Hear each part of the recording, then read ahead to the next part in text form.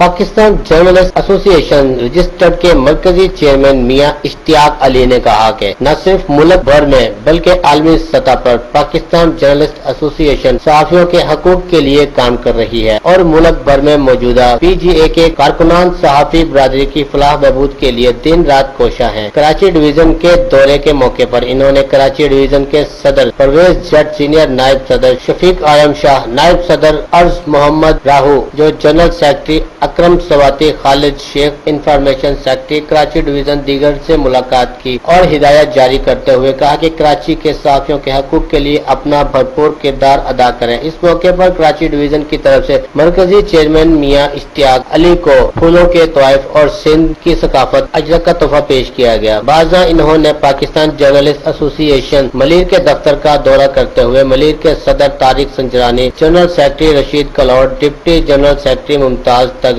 کریم بلوچ اور دیگر سے ملاقات کی۔ ڈسٹرکٹ ملیر کے صدر طارق سنجرانی پی جی اے ملیر کے دورے کے موقع پر مرکزی چیئرمین میاں اشتیاق علی کو سندھ کی ثقافت اجرک کا تحفہ اور گلدستہ پیش کیا۔ اس موقع پر ڈسٹرکٹ کورنگی کے صدر سار رحیمی، نائب صدر ریحان حنیف، ڈپٹی انفارمیشن طارق انجم اور نعیم احمد دیگر بھی موجود تھے۔ کیمرامین ٹیم کے ساتھ عمران بٹ، راز نیوز، سیالکوٹ۔